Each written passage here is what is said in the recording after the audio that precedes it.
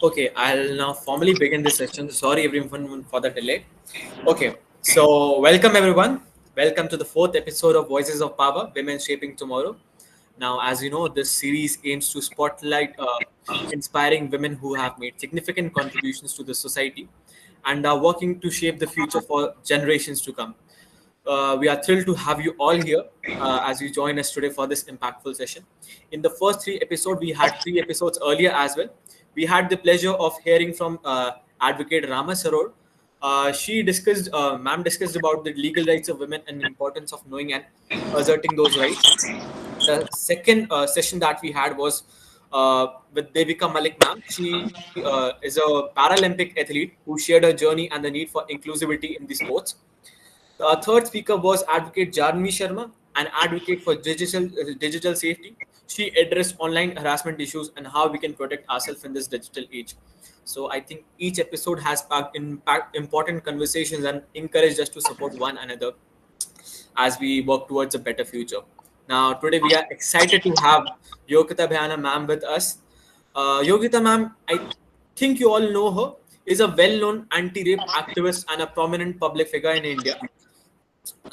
If you might know, she is a widely recognized face at the face of Nirbhaya movement, which focused on fighting for justice and women's rights from 2012 to 2020.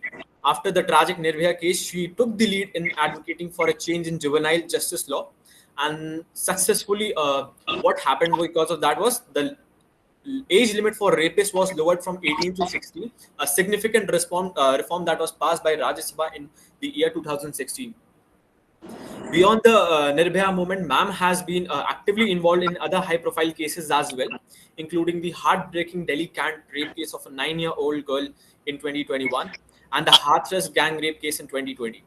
Now, her dedication to justice has made her a crucial voice for survivors. Yogita ma'am has also played a vital role in advocating for women's rights within the government of India. She initiated a public petition calling for Indian Parliament to hold a two-day annual session focusing on women's issues. Now, the aim of these efforts were to ensure that women's right and quality of life are prioritized in parliamentary discussions. Her petition on change.org gathered around 1 lakh signatures and is recognized as one of the top campaigns globally. As a member of National Commission for Women's Expert Committee on Gender and Education, Yogita ma'am received the prestigious NCW Award in 2012 for her contribution to society. She has also served as the vice chairperson of the Uttarakhand Government State Council for Women Empowerment. Now, ma'am is also a recognized expert on POSH, that is, prevention of sexual harassment in the workplaces. She has served on multiple internal complaint committees, including those associated with Delhi High Court and Delhi State Legal Service Authority. In addition to all this, Yogita ma'am is also a familiar face on television, regularly participating in interviews, panel discussions, and dedicated shows to share her insights and experiences as a fiery social activist. So we are all very excited to welcome you, ma'am, to our session today. You will be sharing our journey, your experiences and thoughts on empowering women and fighting against gender-based violence. Uh, Please help me in welcoming Yogita ma'am. Thank you so much for joining us today, ma'am. Thank you so much for having me here, and thank you for such a beautiful thought of discussing this important issue during festivals, which Yes, ma'am. not many people would have thought of.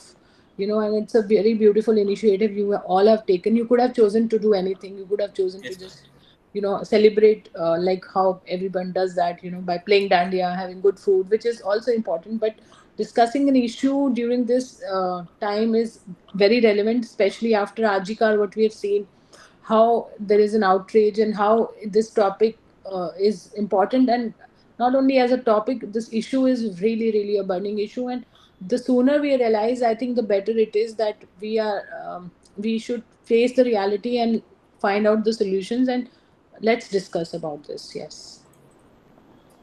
Okay, ma'am. So, ma'am, we do have a set of questions for you, Sure. and I would like to proceed with. So, Sure. ma'am, my first question: your journey as a anti-rape activist is incredibly inspiring.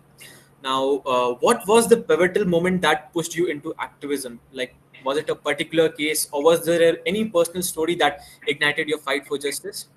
So basically, I was always inclined towards, doing something on social issues, all burning social issues.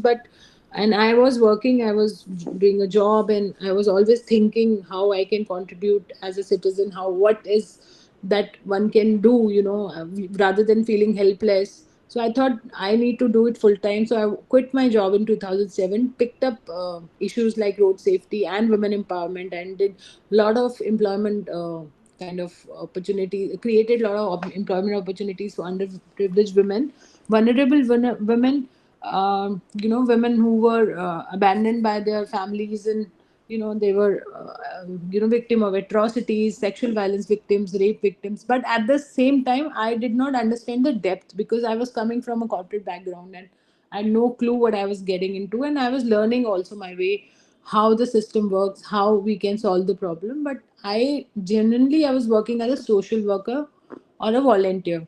But when Nirbhaya case happened in 2012, that really triggered me that a lot needs to be done, and it has to be done on a supersonic speed, and we really need to kind of on the war foot, what we can say, we need to really kind of do something aggressively. So I kind of took that activist role 2012 onwards, where I thought, okay, being a social worker, definitely we have to be social worker, we need to be organized and do work, but raising your voice and being an activist is also equally important, and we must raise our voice and show our outrage, not only feel the outrage and talk within close circles, and only kind of okay help them also. So I thought we need to kind of really raise our voice to another level. So in 2007 onwards, I started Pari, People Against Rapes in India, which is the organization. It's not an organization. I had organization in 2007, that I thought we should not call it an organization, we should call it a movement, so that everybody should feel connected, and it should be everybody's mission. So People Against Rapes in India is a movement, it's a mission, and everybody should kind of feel connected to it. So that's what Pari started with, and since then we've been working, not only raising our voice, doing advocacy, we have been assisting the victim of sexual violence equally. Ma'am, so as you mentioned that Nirbhaya case was actually a turning point, not just for you, and I think it was for everyone. Like my Absolutely, yeah. first, I was around 9 years at that time, and it was my vacation, so I didn't really knew like what actually was happening, because obviously a 9 year old child might not be Won't know. having that. But when that actual tragedy happened, when she when the news of her death came, so it was like a tragic moment for all of us, and something, something that sort of triggered in our mind as well, for and personally for me as well. So, ma'am, actually, I was watching your conversation with Dia Mirza on NDTV, where you mentioned that policies were introduced following the Nirbhaya case, but they haven't yet been fully implemented. Could you please elaborate on the reasons behind this lack of enforcement? There are multiple reasons. So, because it's a multi-agency thing, it's not only one person's job to bring about the safety for women. It's not about like you and I are going to deal with it. It's like it involves. It's a complex kind of a situation. It involves multiple people, multiple agencies, and I think if everyone, for that matter, it involves everyone. So how as society we are, or how as authorities we are, how as government we are. So these three things are very important. So we put government and authority on the same page, and society on the other page. Now we need to do little bifurcation of each and every segment. In society, we talk about friend circle, when we talk about schooling, when we talk about institutions like yours, and then we talk about the family value system. So these are the things we need to divide these pillars on. And when we go to authorities, then we need to see how they are, you know doing good, if they are getting good reforms, legal reforms, infrastructures, support system for women, helpline numbers, and preventive awareness campaigns, these things. So it's like a Pandora box which needs to be addressed. So everybody has to be kind of contributing to it to implement it well.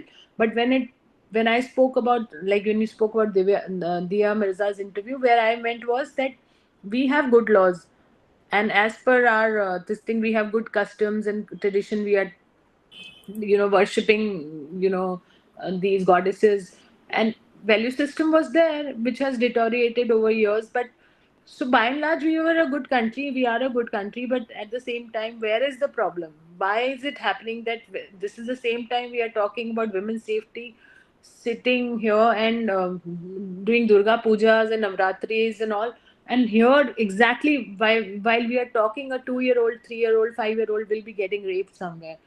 What is it like? We need to deliberate on ourselves, like, I mean, how what we can do, what we can do to stop it, and implementation of policies, how we represent it in the courtroom, how our proceedings are taking many many years to get justice, and many many factors. So one session is not enough, but you definitely should watch. I have given all the info in my all podcasts, latest podcasts I've done. Few are doing very well, so very informative if you would like to go through it. And somewhere I have just spoken what we all know, so it's not about that I know something very, I'm like a brilliant mind which knows everything about this issue. It's a complex issue. I'm still trying to figure out what we can do. I'm writing a book, it will be completed in a few months, where we are trying to figure out the solutions, and we are trying to figure out how we can prevent this particular crime. This is like a worst kind of crime, a murderer. Like a murder can be forgiven, but a rape definitely kills someone's soul, who's ever gone through it. So it's like beyond words. So yes, that's what I want to Definitely, say. ma'am. Because okay, murder. Okay, you die 1 second, but in a case of rape, there is a long-lasting trauma for your own life. So definitely, ma'am. I had this question like, how can young people like us be active participants in creating safer communities right now?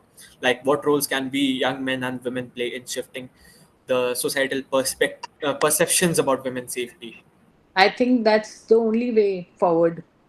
Mm, if we get involved together like you are right now, I've seen 59 people have joined, and everybody, whatever you are doing, like, you don't have to quit your jobs and your studies, and be wherever you are and make a difference. Like for boys, like most of you, I think, is it like a boys college, yours is like a boys institution, or we have women COVID. also? So, Ma'am, it is a so, COVID. Yes. so for we can start very small but very effective things. Some campaigns around your own campus. Be the change maker. We have a program called Change Maker. You be the change maker. We have a curriculum how to assist a victim or a woman in this situation. If you are a bystander or a witness, how do you help that girl, or how do you help her getting justice? How you are not supposed to do it as a man, how as a woman you are supposed to raise your voice, you know what I mean? So these are Yes, the things are very important. So every audience has to be directed well. I started a campaign called We Men, like where men were standing for women, so he for she, like you and thing, and I created for Pari We Men, how you boys and men can definitely stand some against something. And you are doing it, by the way, right now, yes, ma'am. by participating in this conversation. You are doing it. So see, you're doing it, but you don't realize that you are actually doing something about it. So it should not end here. It should not end in a conversation, and it should be on the grassroots. You do a lot of awareness campaigns around it. Wear the t-shirts. We have Pari t-shirts, very nice t-shirts, which has a slogan, I respect women. I stand with the women. Like, some slogans. You wear those t-shirts, do a march, do a rally, or do a marathon, whatever, and go to the areas. Talk to boys. I mean, you need to talk to boys and tell them to, not use slang language, not to see women as obscene. Kind of like, sorry, not to see women as an object. Discuss this, have discussions around your college campus, and maybe outside the college campus, to the nukkad wala, chai wala, talk to the boys who are looking at a girl in a certain way. Tell him right now, only be the change maker. So you stand with that. So there are many things you can do, and we have a special that model. You can do our training, 2 hours training. We will go page by page, and I can share that model here also. You can just go through it, and lot many things can be done. You create something innovative. You tell me, ma'am, this should be done, and we should do this. I want to do this in my area. in my college, in my program, and I want to assist a victim, tell me where is in my area how I can help. So there are multiple ways you can help.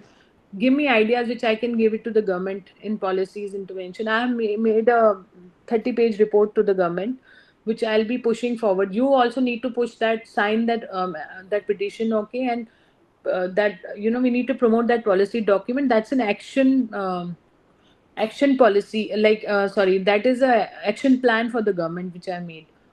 So we need to tell them, okay, implement it, and push that document around in your circle, in your social media. That will cover point to point how we can bring about safety, for women, for half the population, for the little children. And it's not only about the women, like um, everybody is vulnerable to sexual violence, including boys, little boys, and we have got cases. So yeah, these are the things. Definitely, ma'am. Personally, on our level also, we have been organizing this series. This is currently the fourth episode. We discussed many things like legal rights for women and online issues related to online harassment, bullying, and all stuff like that. And even from our perspective, as from a technical student perspective, we have been doing stuff like creating a support system for all the girls. Like even if there is any minor case, we are trying to catch that and work on that.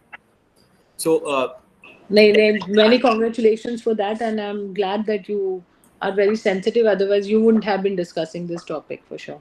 yes, ma'am. I had a question. One of my female members of my team had this question, but she unfortunately hasn't been able to join today. So what she wanted to ask was, many young people, especially young women, want to take action but fear for their own safety and the safety of their loved ones. Like, uh, like when you started, ma'am, firstly speaking out, did you ever face any fear like that? And if yes, ma'am, how did you push past it? And like, what advice would you give to the students here who want to do the same? So it was not that when I started I felt like that. It is a constant fear because I constantly do this. I sending people behind bars and raising voice against some these kind of crimes. So it's a constant thing. I would not say constant fear, but constant threat rather. I would say it's there, but at the same time, I've got to realize that whenever you are doing something nice and good, like you need to take precaution for sure. I mean, you're not saying that you're like I don't apply my mind for sure. I get threats and all, but I've overcome that. I don't know how, but it just happened to me. After COVID, for sure I have seen a lot of my healthy friends, those who were like, I have attended few cases with them, and they were like, no, no, we will not get into this case. It's very risky, scary. So keep us away from this case. I saw them just dying in front of me during COVID.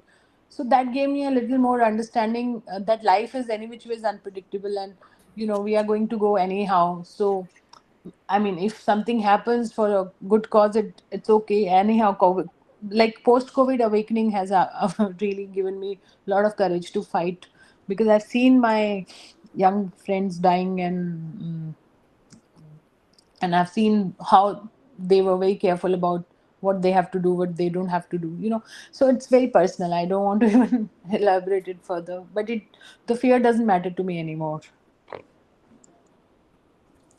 So yeah, ma'am. What is like your advice for us? Like what she wanted to say was, even she somehow at some moment she has some self doubts when she is trying to take action against some type of harassment case. Do it, go ahead. The system, okay, you don't believe in system, that's why you are afraid. If we change the system, we have witness protection.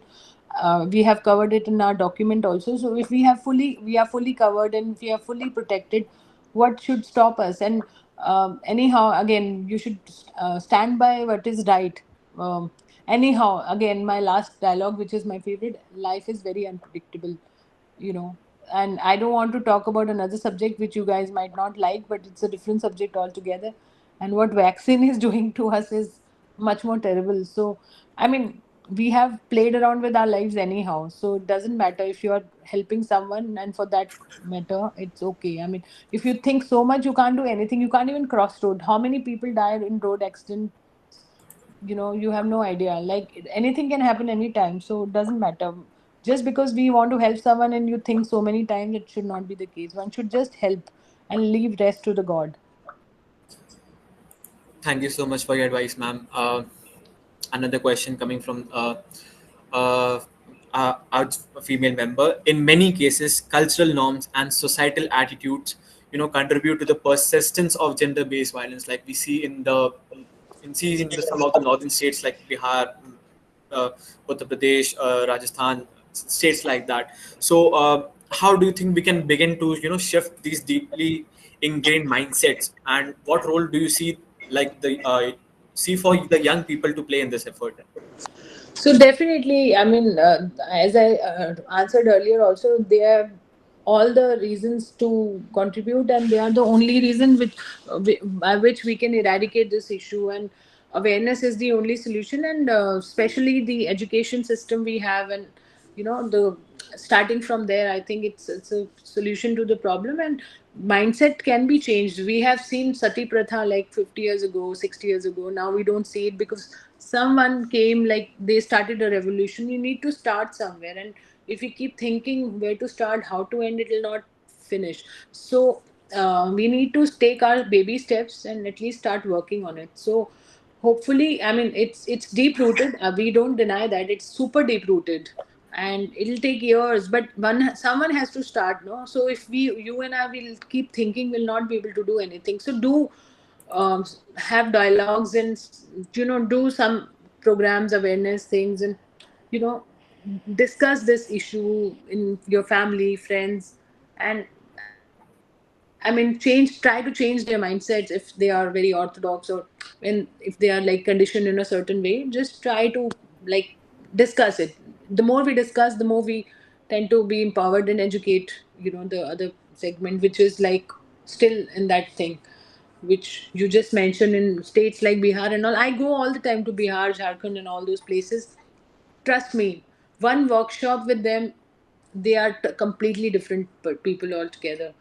So if I can attend to 10,000 people in last 2 years, I've attended to. If each one of us decide, we can really bring about a change. Definitely, ma'am. Key thing I think what I believe is coming on the ground and working towards that. Uh, coming, I had this question like the fast track courts were established to handle the sexual violence cases more swiftly. So, in your view, have these courts lived up to their promises, and what improvements can be made to the judicial process for quicker yet thorough justice? So there are many factors. So I would suggest you should please, if you want detailing of all these things, because something which I can't explain in one or two sentence, because there are practically many aspects to these things. So it will take me an hour to explain everything, but I would still give you a link of my other podcast if you would like to see in that, where I Definitely. have in detail I have discussed these judicial process. So I'll share my catalog, that which contains all the awareness material. I will share my podcast details, so that well, at leisure you can go through these things, because it's very detailing, kind of a thing which I won't be able to answer in few lines. So we can go to next question. So I'll share that link with you. Yes, ma'am. Ma'am, you must have met many survivors who might have shared their stories with you. Can you share one story for us that particularly stayed with you and influenced your activism? And what lessons did it actually teach you about resilience and hope? Absolutely. So, I have many stories. Like I can go on and on and on, but I'll give you one to kind of you can deliberate on. So this girl was in Haryana, and she was topper. Like she was a topper of Haryana. She had attained 100 out of 100 in every subject in class 10th, and then she was awarded by President of India um, on 26 January at India Gate. And then she was gang raped after that in her village, because she was smiling at one of the guys, and he took it as a hint, and then he got the gang, and he abducted her and took her and gang raped her. And she was in a dire state. She was in hospital for 1 week, where she gained consciousness. And then later on, when we met her, she was not talking to anyone. Not talking to anyone means she was mum for like months. and we visited her in hospital. I did a couple of times, but I didn't want to talk to her because I wanted to give her healing time. So once I visited her in village where her mother said she's not talking to anyone. So I took another survivor, gang rape survivor, who really, she had come out of her, not come out of her, but she was fighting her own case. So she spoke to her, she shared her journey, and she told her to, gather courage. And I took a counselor, I went myself, got some gifts for her, spoke to her, tried talking to her, and she started talking to us, few statements to then few words to few statements, and then she she was still not talking much, but at least she opened up. And when we left, her mother thanked us that she was not talking. um, you know this is the first time we heard her voice, and this and that. And then we left, and then we reached Delhi. uh, it was a 4 hours drive, and first call I get on my phone was from her. Have you reached safely? Um, i i'm and she thanked me for being there for her. So, it really, I got tears in my eyes that this girl has reached out to me asking me whether I'm safe, I have reached. And then she said something very, you will be all feeling like you'll feel emotional about the whole thing. She said, I was to commit suicide tonight. I had decided, if you wouldn't have come, you have shown me hope. um, so, these are the stories which remain in your mind, and I can never forget that moment. So that effort was worth it, going to the village early morning, and spending the day there and taking that effort.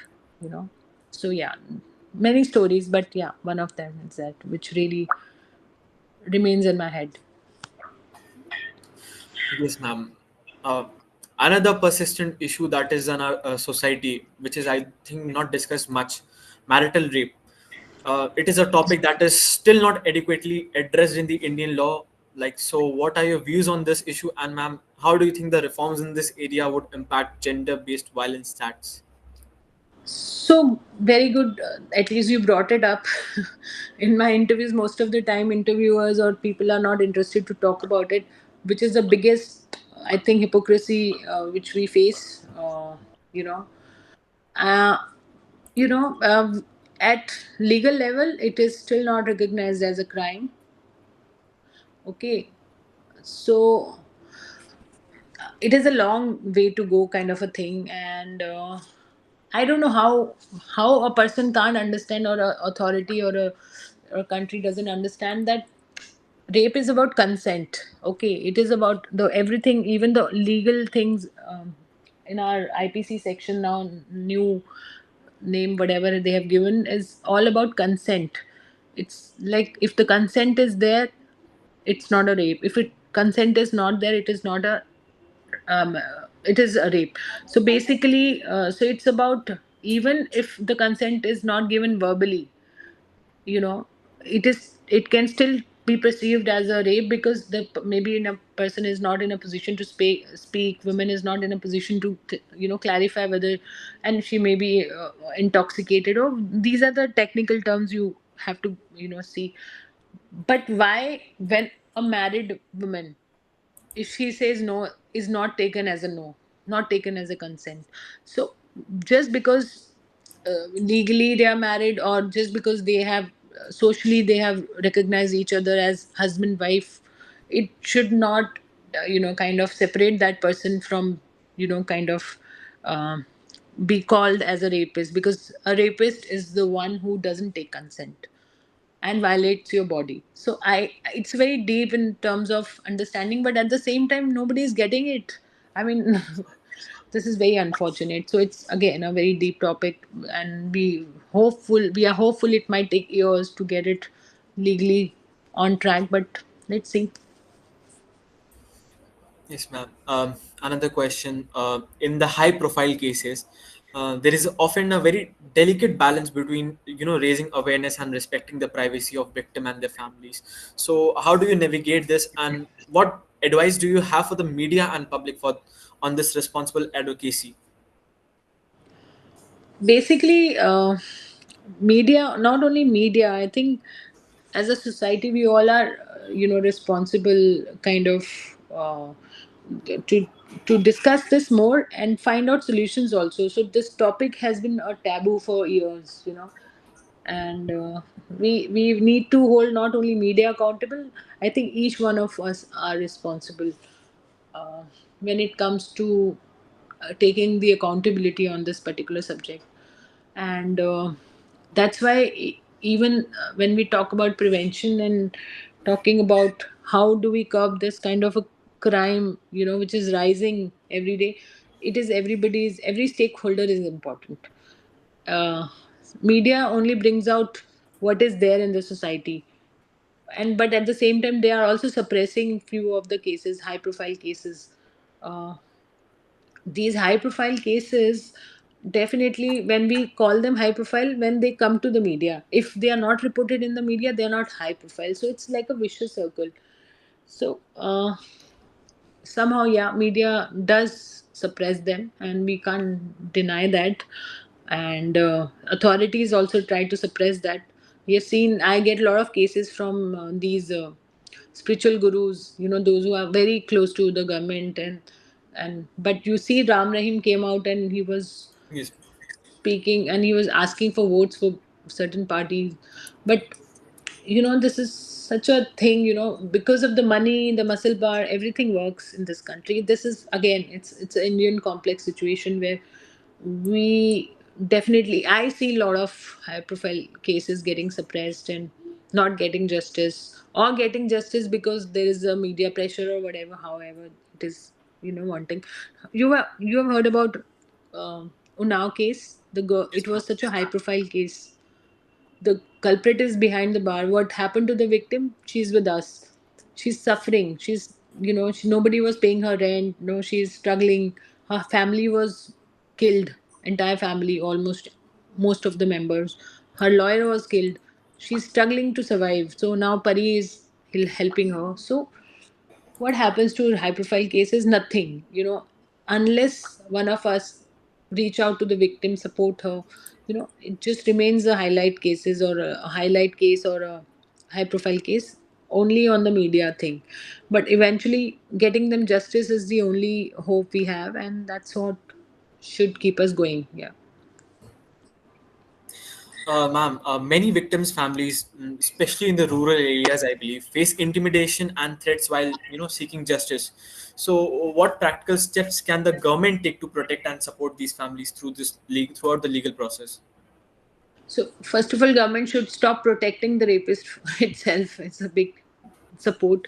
So yeah, because there is no witness protection, and even if it is there, it's very superficial. I've seen so many victims, they are backing out and not willing to take up the cases because they feel intimidated, because they don't trust the system, which is a fact that one should not trust the system we have currently. And because everybody can be bought, like from a police inspector to to a lawyer, to you know to, I don't want to say, but yes, judiciary also can be influenced. So we need to see the practical angle and see how a victim can be supported by default in terms of, but naturally, organically. So yeah, it's again, very detailed thing which I can explain, but it'll take a lot of time. But by and large, I can just say that a good witness protection act, if it is implemented, I think then only we can have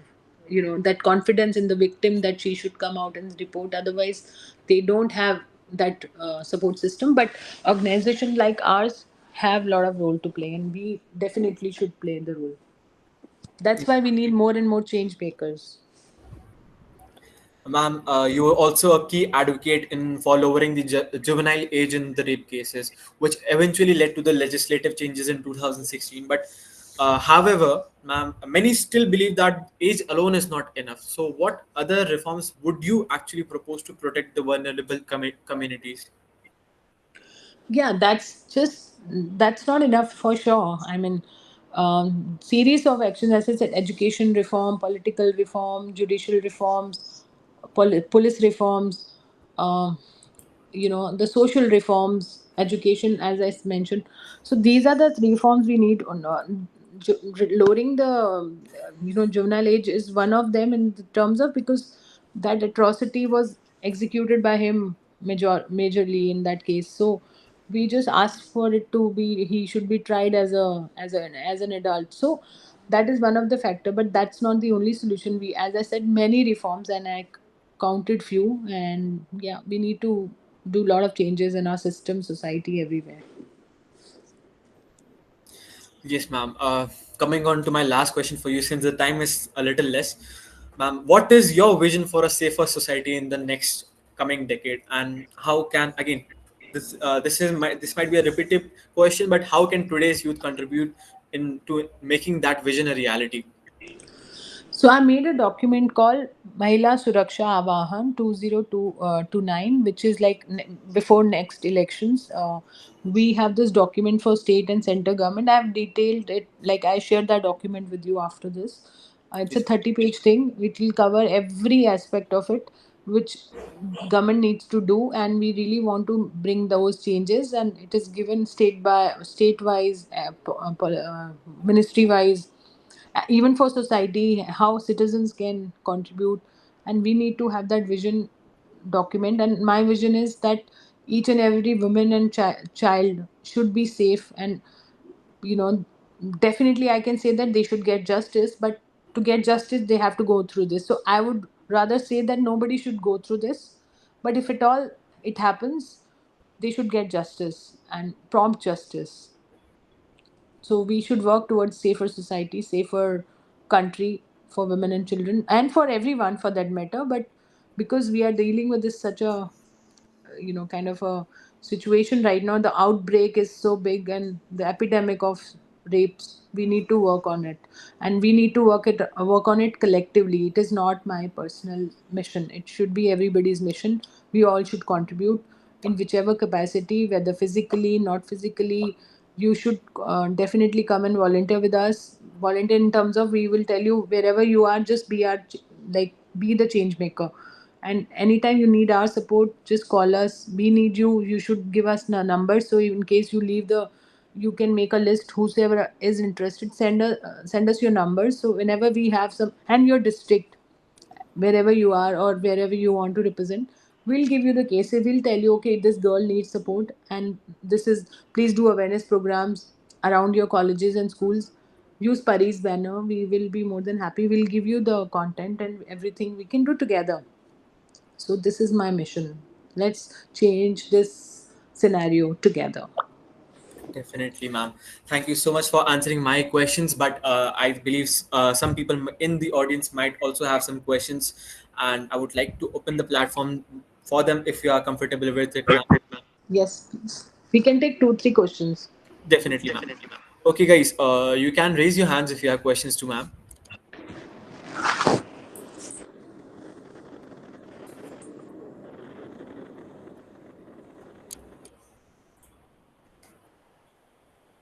Aradhya. Yeah, Aradhya.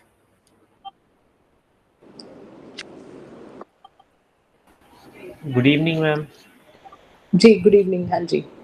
Ma'am, I have a question about that, ma'am. In India in 2022, around 30,000 rape cases occurred, and 89% of them were committed by the person is Known known to to the by the family. victim. Ji. So, ma'am, what should we do about it to give them some kind of knowledge? Hmm. So it's like very relevant and very important thing which you have mentioned. Unfortunately, yeah, when it happens within the four wall of the country. Yes, ma'am. So, what to say? This is like, uh, awareness is the only key.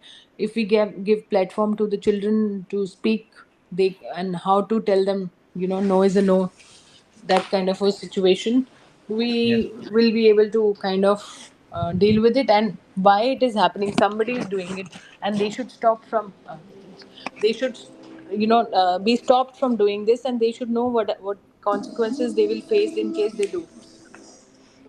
Okay, ma'am. Just a second.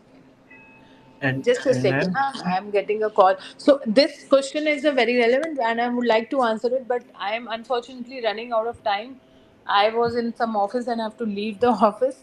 But Okay. again, I would like to discuss this. So you can join our course, which is our change makers course. I told you now that is a detailed thing which we can discuss. And if you can enroll for, what's your name?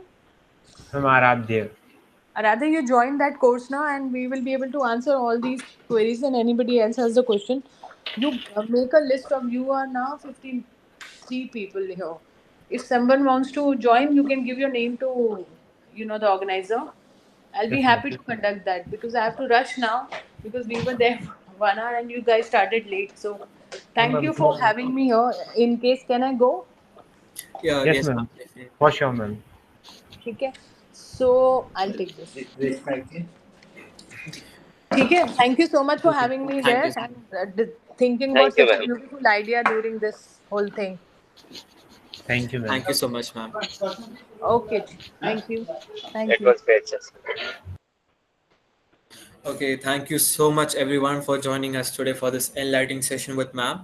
Now it was absolute pleasure for us, privilege for us to have ma'am with us, and she shared some valuable insights and experiences as a dedicated advocates for women's right. Thank you all for your participation and some thoughtful questions.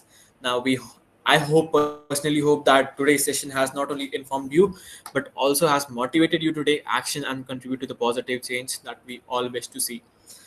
Do remember, each one of us has the power to make a difference, no matter how small it may seem. So let's continue to stand together, support one another, and advocate for a safer, more just world. Thank you so much, everyone.